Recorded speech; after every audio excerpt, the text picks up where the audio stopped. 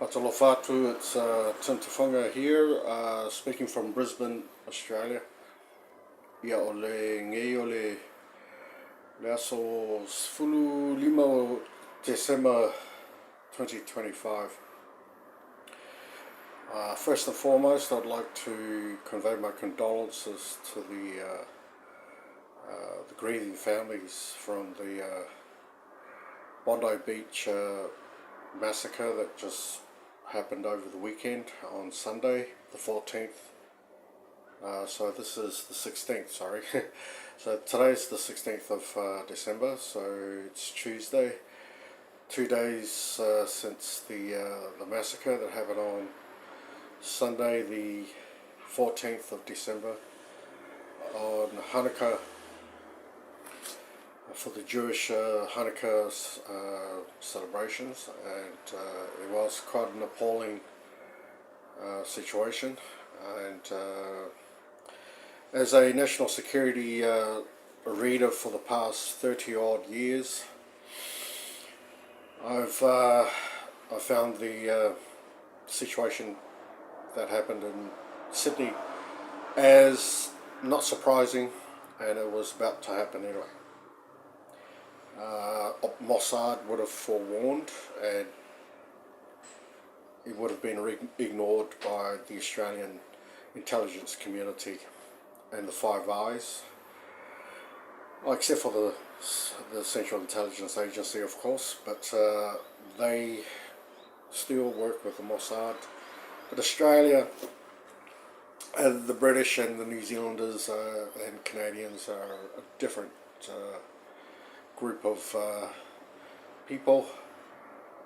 They're weirdos. Anyway, the reason why I'm doing this broadcast first and foremost is the news coming out of the Russo-Ukrainian War of the end of war Nuremberg 2.0, as I had discussed earlier, which is going to be held in the Donbass, either Mariupol City or Donetsk City after the war is over, in which case the current discussions of the NATO, EU leaders with President Zelensky of Ukraine in Berlin has just finished, and the 28-point peace plan by Russia and, well, not Russia, but by President Trump has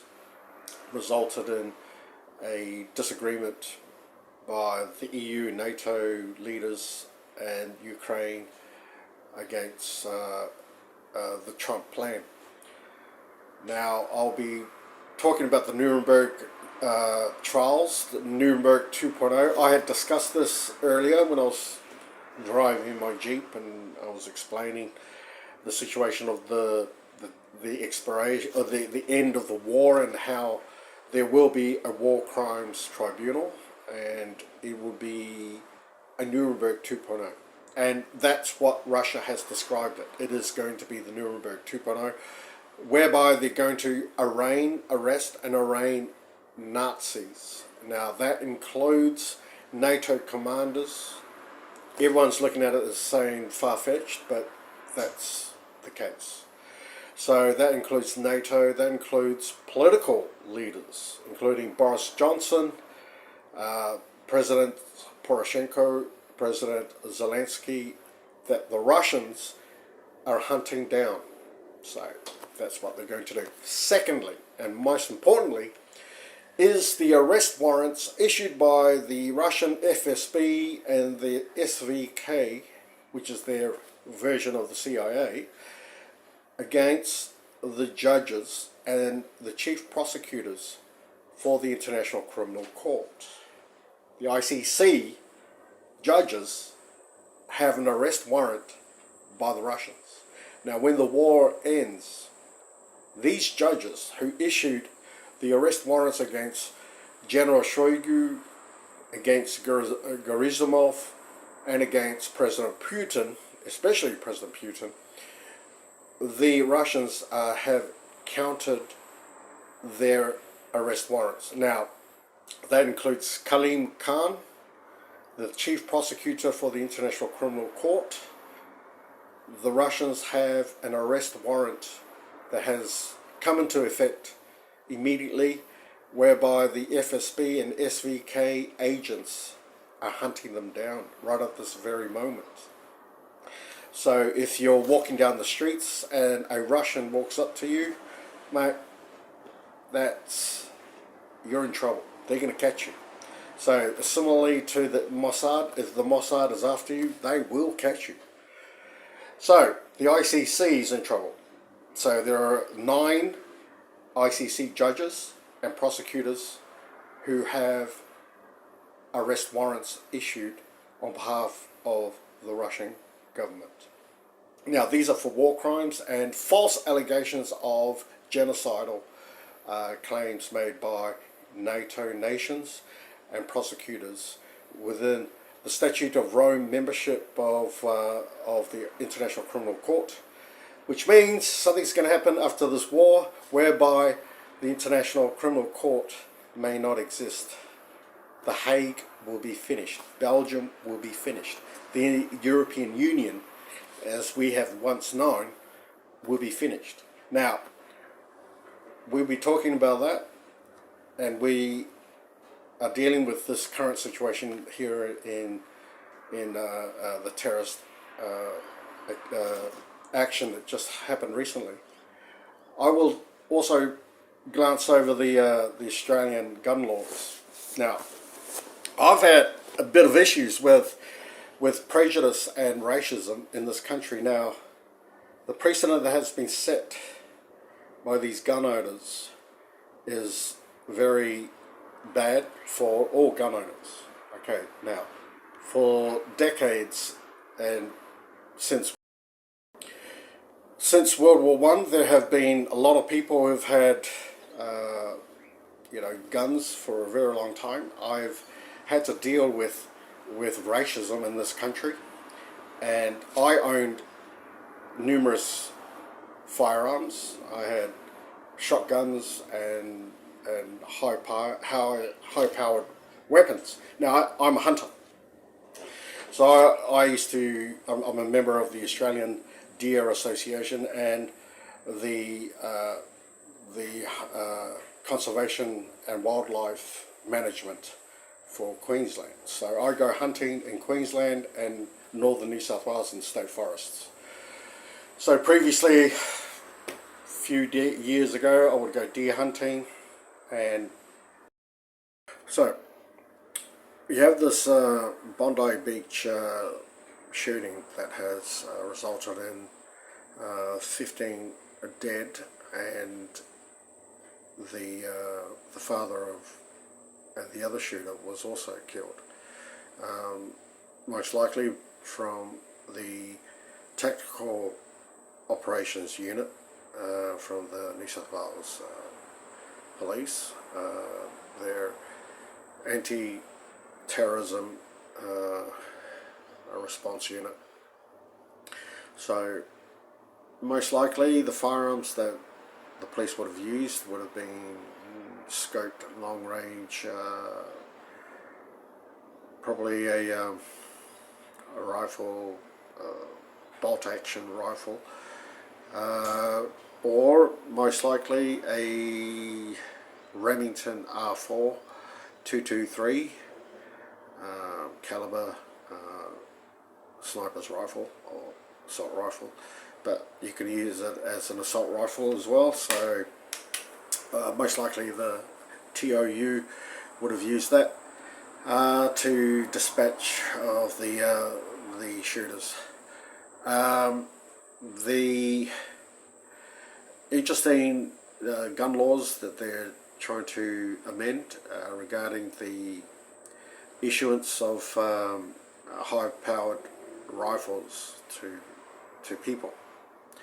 Now, as a gun license owner myself, I owned numerous guns.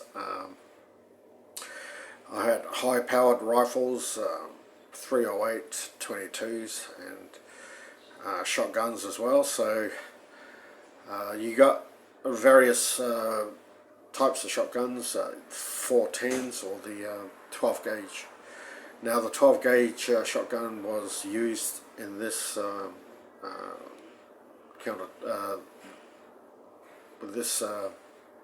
incident. I've had a lot of issues with regards to gun laws, problems here in Queensland, but my situation is based purely on racism and racial profiling by the Queensland Police, including Samoans as well. So my view is racial profiling adversely affects people when they're applying for gun licenses. Now, this case, in terms of racial profiling,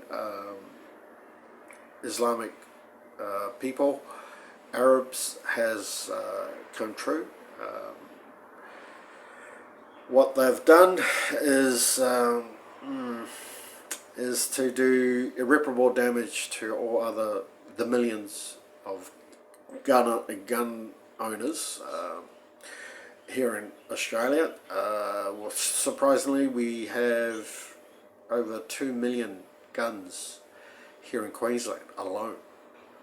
People have got guns, and I myself, I don't hide the fact that I had firearms, and it's been construed as being a threat to a lot of people, especially white people.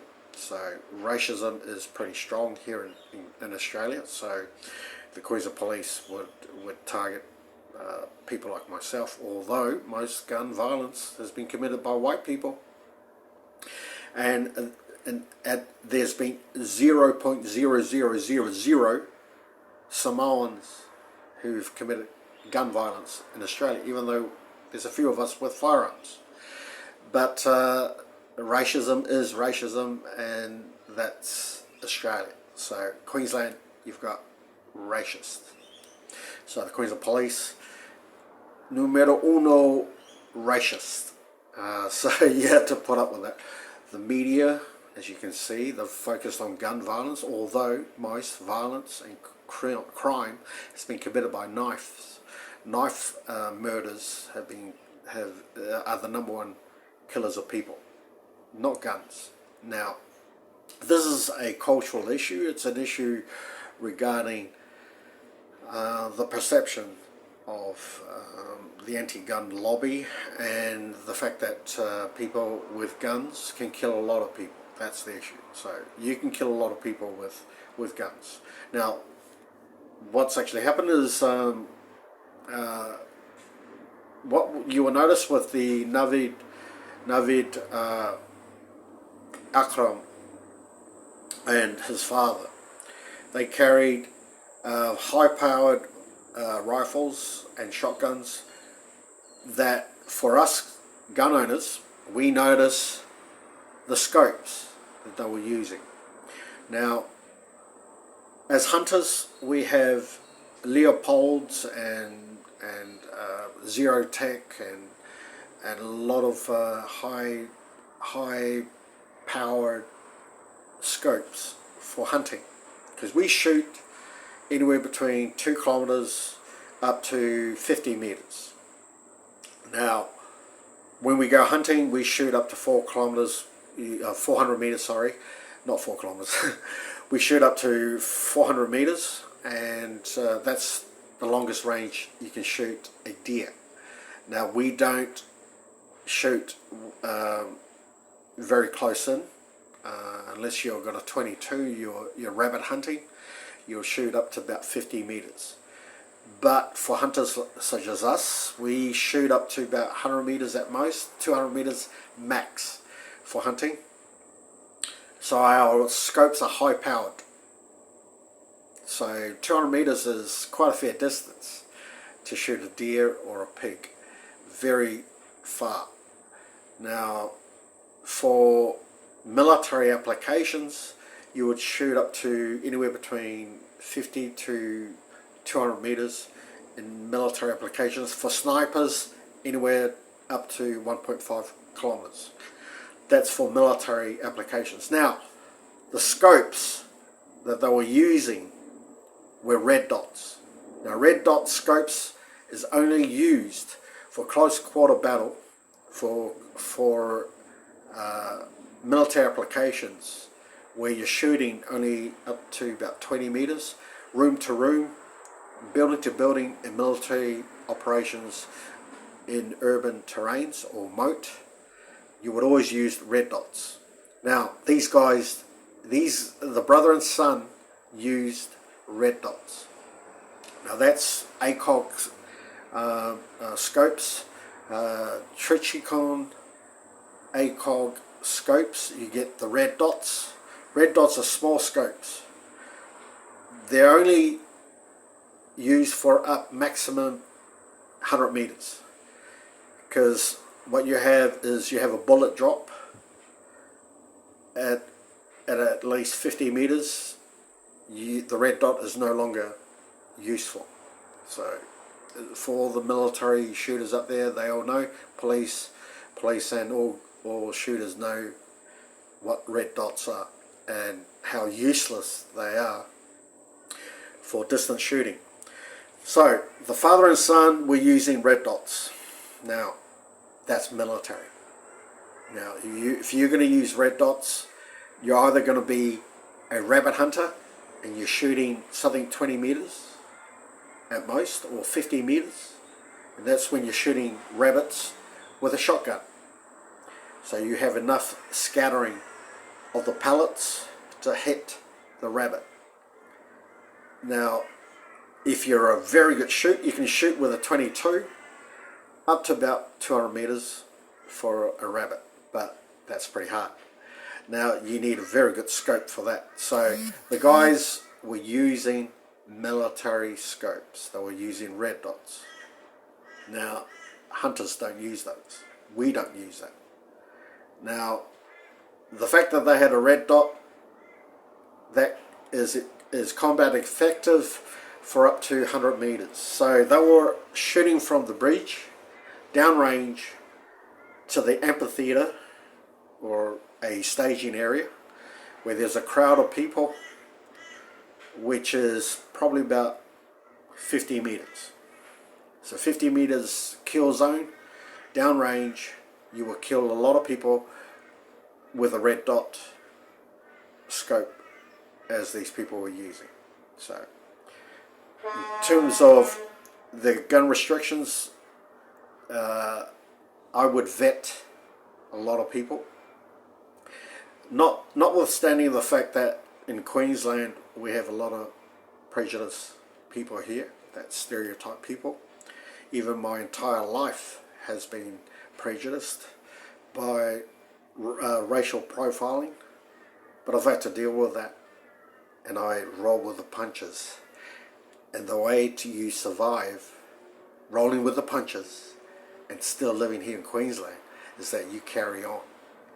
Now, I've studied national security and counter-terrorism for at least 30 years. I've written extensively. A lot of my websites have been taken down. I've written extensively on counter-terrorism and national security matters, even before I even was doing my postgraduate at